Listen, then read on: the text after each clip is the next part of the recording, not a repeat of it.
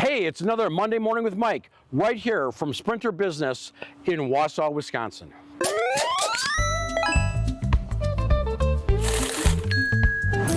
You win.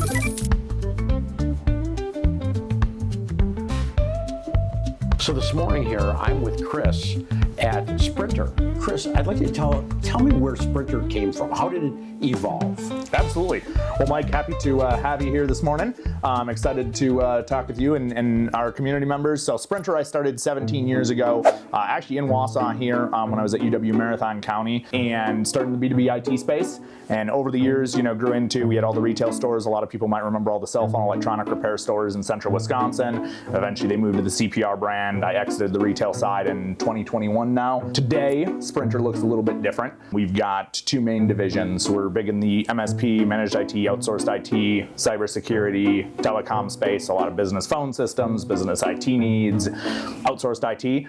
And then the other half of the company is all the business infrastructure. So all the wiring, cabling, Wi-Fi engineering, physical security, like cameras, access control alarms. It kind of blends all of the technologies together and provides that single source for all the technology across the space is what we look like today. A little different than 17 years ago as a 18-year-old kid starting a IT company. One of the things he does is the low voltage stuff. So Chris, tell us about this. For many customers throughout the Midwest here, this is what they're used to seeing. They got a big mess of wiring, they got a big network mess, you get wires all messy, whatnot, hard to service, hard to deal with anything on, typically quality, we throw a tester on, certify on, it all fails. A lot of what we do is very clean, very organized, very proper, cabling meets all the standards, meets the National Electrical Code, BICSI, etc. Clean, organized, color-coded, easy to support, fast to support, and really making it work correctly. The biggest differentiator, really between probably Sprinter and a lot of other companies is at our size, we're able to have dedicated people, dedicated engineers, dedicated staff. The guy that's cutting your doors or running your wiring really isn't the guy to be configuring your firewall or supporting your end users. Those are different skill sets, and that's really what we specialize in, is having the right people in the right places with the right skill sets. We're not some, we're not a CDW, we're not a big enterprise typically. Our facility it's a working facility. Like honestly, we don't even have that many clients that come here. Right. It's a place to make sure that the 40, 50 employees that we've got can do their job. So this training room is kind of unique. We use this for both interviewing new people coming in, also for training. You can go to classes and find out all the science side of things, but when it comes to how do you get down a wall that had a door frame framed into it or a window framed into it, and then next thing you know, people are chopping up walls and everything else, and getting there, doing clean work, doing it great. When we're interviewing people, we have some fun little Easter eggs, like there's a doll hidden in the wall, so we use cameras a lot of times to go look in the wall to figure out why we can't do something. Roger always surprises someone by suddenly seeing a face in the wall. Looking back at you, yeah. So what are the areas that you service currently? Yeah, so our current client mix is mostly central Wisconsin and northeastern Wisconsin. So we do have a decent amount of clients in Madison, Milwaukee, Chicago, and then heavy up the coast there. So Manitowoc, Sheboygan, Green Bay. In January of 2025, we acquired Technosis, which was an IT company based out of Sheboygan with offices in Tennessee and Texas. So we acquired them as well. That kind of wrapped that in. And then in 24, we actually acquired the technology division of Kerber Rose Accounting.